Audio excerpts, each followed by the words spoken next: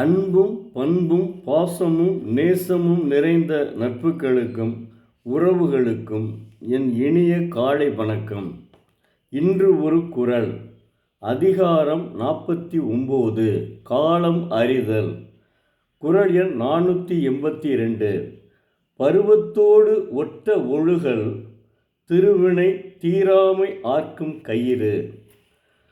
காலத்தோடு பொருந்துமாறு ஆராய்ந்து நடத்தல் நில்லாத இயல்பு உடைய செல்வத்தை நீங்காமல்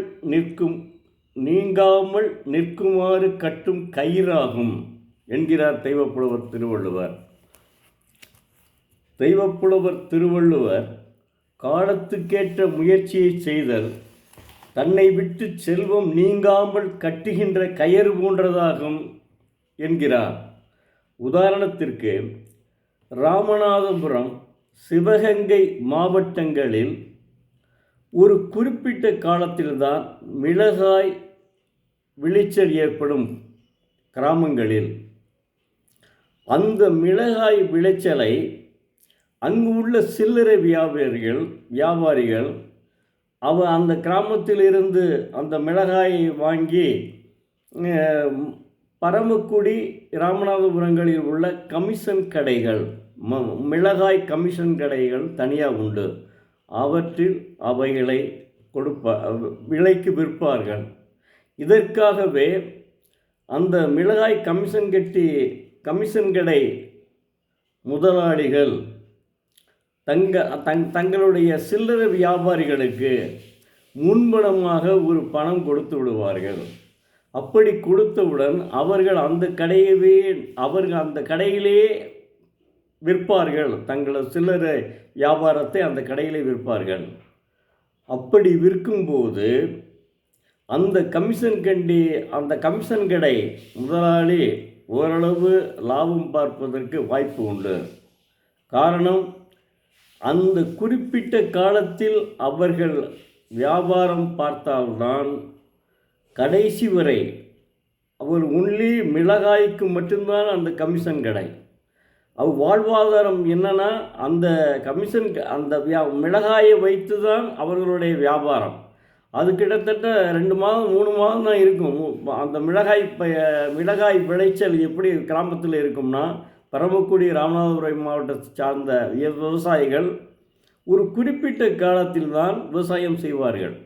அப்போதுதான் அந்த மிளகாய் வியாபாரம் அவர் கடைக்கும் வரும். அந்த மற்ற நாட்களில் அவர்களுடைய வாழ்வாதாரம் இந்த மிளகாயை நம்பித்தான் இருக்கிறது. அந்த கடைகளிலும் சரி, சில்லறை வியாபாரிகளும் சரி, அந்த விவசாயிகளும் சரி, மற்ற மிளகாய் விளையும் போது தான் அவர்களுடைய செழிப்பு இருக்கும். அதற்கப்புறம் கொஞ்சம் குறைந்துவிடும். அதனால் பருவத்தோடு பயிர் செய் என்பது பழமொழி.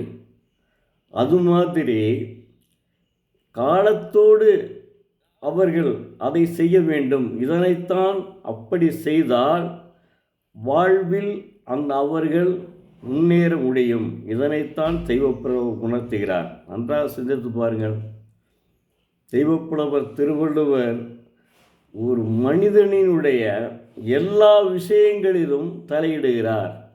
அதாவது அன்றாட ஒரு மனிதனுடைய வாழ்க்கையில் அன்றாடம் நடைபெறும் அனைத்து நிகழ்வுகளிலும் அவருடைய குறள்கள் பழிக்கும். நேற்று என்னை பற்றி கூறினேன், இன்று வியாபாரிகளை பற்றி கூறுகிறேன். ஏன்னா நான் பிறந்த ஊர் பரமக்குடி அருகில் உள்ளது. அதனால் அங்கே உள்ள சம்பவங்கள் எனக்கு தெரியும். அதனால் சொல்கிறேன். அந்த 3 மாதம்தான் அந்த மிளகாய் விளைச்சல்.